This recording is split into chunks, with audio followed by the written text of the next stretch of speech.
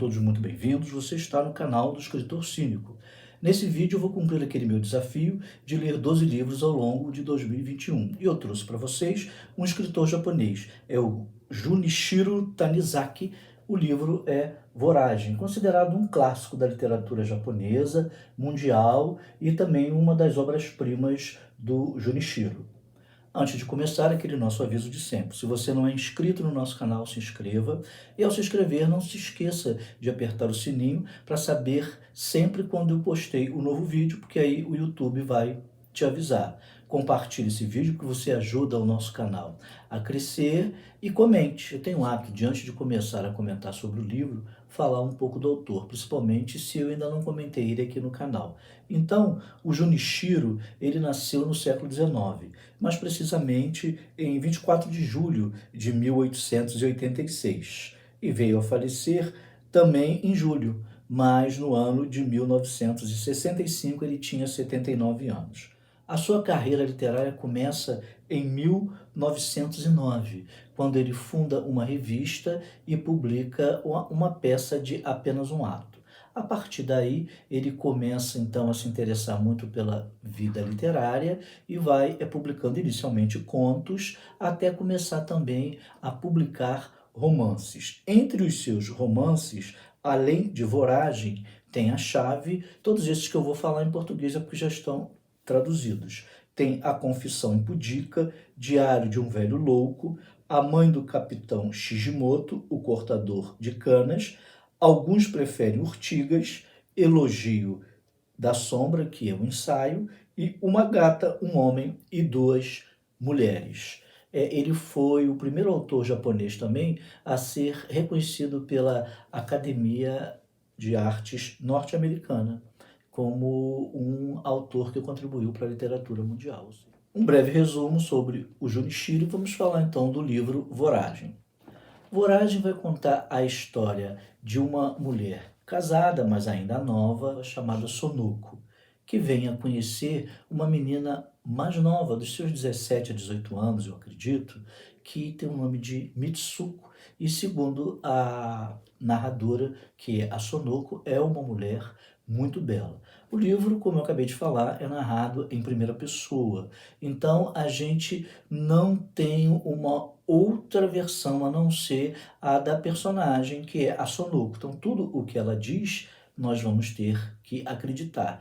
E essa confissão que ela faz do caso que aconteceu com ela e a Mitsuko, e que envolverá outros personagens também, ela fala para um velho amigo e dá-nos a entender que é uma espécie de guia espiritual, vamos dizer assim. Ela chama de Sansei dela. Quando o livro começa, ela narra que está voltando ali para conversar com ele, não para falar de um caso antigo que ela teve com um homem, já casada, mas para falar desse caso da Mitsuko, porque as duas vão ter uma relação homossexual. E isso vai fazer com que traga um transtorno para o seu casamento e também para a família de Mitsuko. Bem, isso é o máximo que eu posso falar para vocês para não comprometer o livro. Mas o livro tem vários plot twists, são várias reviravoltas a cada 4 ou 5 capítulos. O livro tem 34 capítulos. Quando você acha que a história vai correr dentro de um plano que você já está se acostumando, porque o narrador está delineando daquela forma, muda. Mas muda, às vezes, de forma radical que você realmente não espera. E aí a história começa a se reestruturar e muda de novo. E vai assim até as páginas finais, você não sabe realmente o que vai acontecer. Você pode até imaginar, mas você vai imaginar aquele final, ou seja, o final que vai acontecer mesmo, mas também tem outros finais que você acredita que pode acontecer. O livro fica até perto das 2 últimas páginas em aberto. Esse livro divide opiniões, né? Porque ele tem um forte conteúdo erótico, apesar de não ter cenas eróticas, a forma poética é uma forma erotizada. E a gente tem que levar em consideração que esse livro foi lançado em 1928.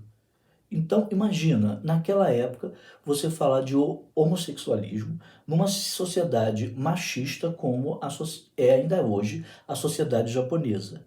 E mais, não é um homossexualismo masculino, mas um homossexualismo feminino. Então isso deve ter chocado e trouxe muita polêmica, não somente para o Japão, mas também quando esse livro, já na década de 40, começa a ser traduzido em outros idiomas. Porque realmente, para aquela época, e ainda hoje, muitas pessoas ainda se sentem, vamos dizer assim, incomodadas. Agora que está sendo mais usual divulgá-lo na mídia, mas antes isso era esquecido como se não existisse, até também por causa da repressão das mulheres. Como eu estava dizendo, esse livro é polêmico. A Tatiana Feltrin, do canal TLT, não gostou desse livro, achou que é uma história muito inverossímil. Eu já fiquei dividido. Eu gostei, mas concordo que determinadas cenas que vão acontecer, elas são inverossímeis. Mas a gente tem que entender, primeiro, a época, como eu já falei, e o estilo do autor. Esse era o objetivo dele, na minha opinião. Ele quis ser realmente chocar não só com o tema, mas também com a forma de narrar, que era uma forma diferente também para o estilo japonês.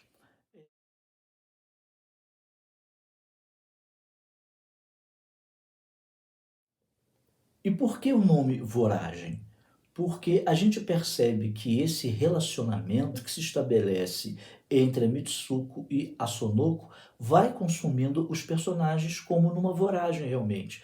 E principalmente a Sonoko é consumida e vai envolvendo o marido dela e vai envolvendo outros personagens que vão surgindo. Para mim, quando esse relacionamento vai se estabelecendo entre as personagens, ela também vai mostrando o outro lado do ser humano que cria muitas das vezes mentira, que cria muitas das vezes subterfúgios para conseguir ser amado. A Mitsuko é um exemplo de vaidade que quer todo mundo aos seus pés porque ela sabe que é bela e a beleza dela encanta. Então, isso é muito presente no livro. A questão da beleza estética, daquilo que o outro vê. É por isso que a Sonoko se apaixona pela Mitsuko.